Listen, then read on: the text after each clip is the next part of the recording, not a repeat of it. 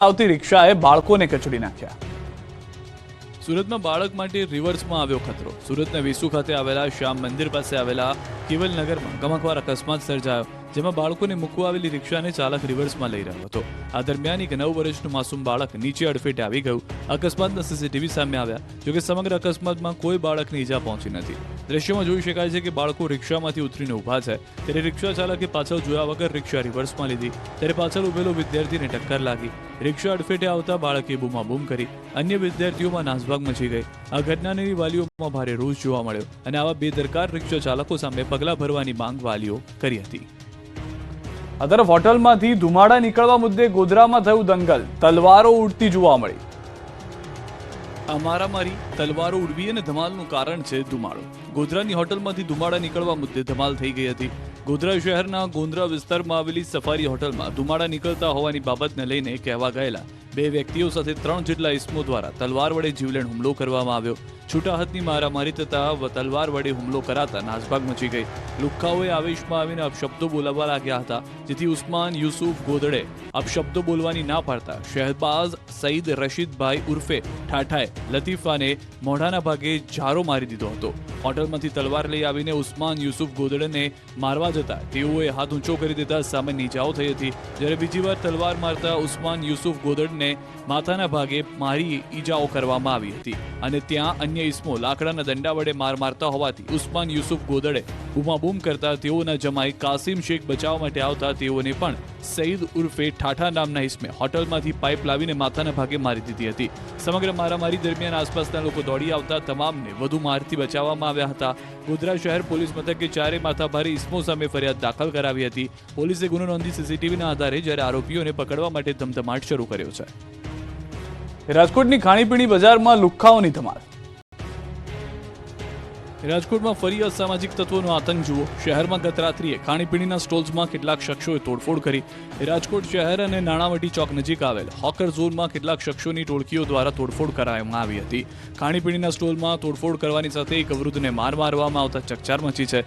સમગ્ર ઘટનાનો video viral થતા પોલીસે બનાવ અંગે તપાસ હાથ ધરી। બીજી તરફ વધતી ગુનાખોરીની ઘટનાઓને લઈ પોલીસની કામગીરી સામે પણ સવાલો ઉઠ્યા છે। જાહેરમાં મારામારી અને બબાલ કરતા નાસભાગ મચી ગઈ હતી। આ તરફ વડોદરાની અંદર મિત્રએ જ મિત્ર પર કર્યો હુમલો। વડોદરામાં મિત્ર જ મિત્રનો દુશ્મન બન્યો। વડોદરાના ઇલોરા પાર્ક વિસ્તારમાં અગાઉના ઝઘડાને લઈને 2 મિત્રો ઝઘડી પડ્યા। 6 મહિના પહેલા થયેલી તકરારનો ખાર રાખી 4 જેટલા લોકો એક યુવાન પર હુમલો કરતા નાસભાગ મચી ગઈ। ઇલોરા પાર્ક વિસ્તારમાં મિત્ર પર છરીથી હુમલો કરવામાં આવતા દહેશત ફેલાઈ ગઈ। યુવક પર હુમલો થતા બચાવ માટે બૂમાબૂમ કરતા હુમલાખોરો ફરાર થઈ ગયા। યુવકને ગંભીર ઈજા થતા સારવાર અર્થે ખસેડાયો। ઈજાગ્રસ્ત યુવકને હોસ્પિટલમાં આઈસીયુમાં દાખલ કરાયો। હિતેશ ગોહિલ, પાવન સોની, યશ પરમાર, અજય પંડ્યાની હુમલામાં સંડોવણી છે। ઈજાગ્રસ્ત યુવકને હિતેશ ગોહિલ સાથે 6 મહિના અગાઉ થઈ હતી તકરાર। 4 પગનો આતંક હજી પણ ખતમ નથી થઈ રહ્યો। સાબરકાંઠાની અંદર આંખલાઓ બાખડ્યા। આંખલાના આતંકથી હિંમતનગરના પોલો ગ્રાઉન્ડ વિસ્તારમાં હાહાકાર મચી ગયો। સાબરકાંઠામાં આંખલાઓ એવા બાખડ્યા કે આખી શેરીમાં ફરતા પશુઓ ડરી ગયા। મહિલાઓ પણ ભાગતા નીચે પટકાઈ। હિંમતનગરના પોલો ગ્રાઉન્ડ વિસ્તારની ઋષભદેવ સોસાયટીમાં 2 આંખલાઓ જંગે ચઢ્યા। બંને જાણે એકબીજાના દુશ્મન હોય એ રીતે સામસામે આવી ગયા। આંખલાઓ જાણે શક્તિ પ્રદર્શન કરતા હોય તેમ રોડ પર સન્નાટો છવાઈ ગયો। આંખલાઓને આડે જે આવ્યું તે ગયું જેવી સ્થિતિ સર્જાઈ।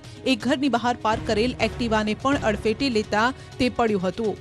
ખૂંટિયાઓના આતંકથી લોકો ડરી ગયા। આ શેરીમાં ફરતી ગાયો અને શ્વાનમાં પણ દોડાદોડી મચી ગઈ, જેથી એક મહિલા ગાયથી બચવા ભાગતા નીચે પડી ગઈ। આંખલા અને ગાય વચ્ચે યુદ્ધ બાદ ગાયે 2 મહિલા પર હુમલો કર્યો, જેમાં મહિલા નીચે પટકાઈ હતી। ગાયે શિંગડાથી મહિલાને ગંભીર ઈજા પણ પહોંચાડી।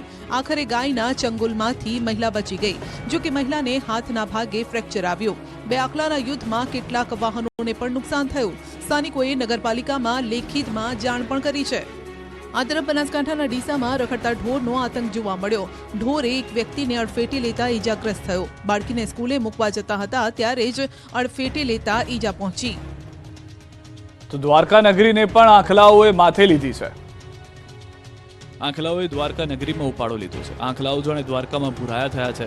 આ વખતે યાત્રાધામ દ્વારકામાં શાક માર્કેટ ચોક પાસે આતંક મચાવ્યો હતો। 2 આંખલા બાખડતા એક બાઇક અને લારીને નુકસાન થયું હતું। આંખલાઓ જંગે ચડતા નાસભાગ મચી ગઈ હતી। નાના વેપારીની રેકડીનો સામાન વેરવિખેર થઈ ગયો। બે આંખલાઓ બાખડતા સ્થાનિક લોકોએ ભગાવવાનો પ્રયત્ન કર્યો, પાણી નાખી લાકડીઓ મારી આંખલાઓને છૂટા કરવાનો પ્રયાસ કર્યો. વારંવાર આંખલાઓના આતંકથી યાત્રિકો સહિત સ્થાનિકોમાં શ્વાસ અદ્ધર થઈ ગયા છે. આ દ્રશ્યો પણ દ્વારકાના જ છે. થોડા દિવસ પહેલા પણ દ્વારકાના મંદિર નજીક મોટી સંખ્યામાં ભક્તો લાઇનમાં ઊભા હતા. દ્વારકાધીશના દર્શન કરવા માટે લાંબી કતાર લાગી હતી. લોકો કૃષ્ણમય હતા, માહોલ પણ ભક્તિનો હતો. ત્યારે જ અચાનક દોડતા દોડતા લાઇનમાં આંખલો આવી ચડતા નાસભાગ મચી ગઈ. નાનકડી શેરીમાં આંખલાએ એન્ટ્રી મારી અને ભક્તોને શિંગડે ભરાવ્યા. ભક્તોમાં નાસભાગ મચી ગઈ. લોકો ડરી ગયા. રખડતા પશુઓ સામે કાર્યવાહી ન થતા યાત્રીઓમાં રોષ જોવા મળ્યો. ગોધરામાં 7 લોકો પર કપિરાજે કર્યો હુમલો. પંચમહાલ ગોધરામાં કપિરાજનો આતંક જોવા મળ્યો છે. ગોધરાના સાવલીવાડ તેલંગ હાઈસ્કૂલ સહિતના વિસ્તારમાં કપિરાજે આતંક મચાવતા અનેક લોકોને બચકા ભર્યા. મહિલા સહિતને સતત બીજા દિવસે નિશાન બનાવી હુમલો કરતા રહીશોમાં ફફડાટ ફેલાયો. ત્યારે આજે વધુ 7 વ્યક્તિઓને અચાનક હુમલો કરી ઈજા પહોંચાડી. ઇજાગ્રસ્તને ગોધરા સિવિલ હોસ્પિટલ સારવાર આપવામાં આવી, જેમાં કેટલાક ઇજાગ્રસ્તને ટાંકા લેવાની ફરજ પડી. વન વિભાગે તેલંગ હાઈસ્કૂલમાં કપિરાજને પકડવા પાંજરું તો ગોઠવ્યું છે, પરંતુ કપિરાજ હાથ તાળી આપી રહ્યો છે. સ્થાનિકો માટે કપિરાજના હુમલાના ડરથી બહાર નીકળવું પણ મુશ્કેલ બન્યું છે. વડોદરાના યુવાને શ્વાનને પટ્ટે માર્યો. વિડીયો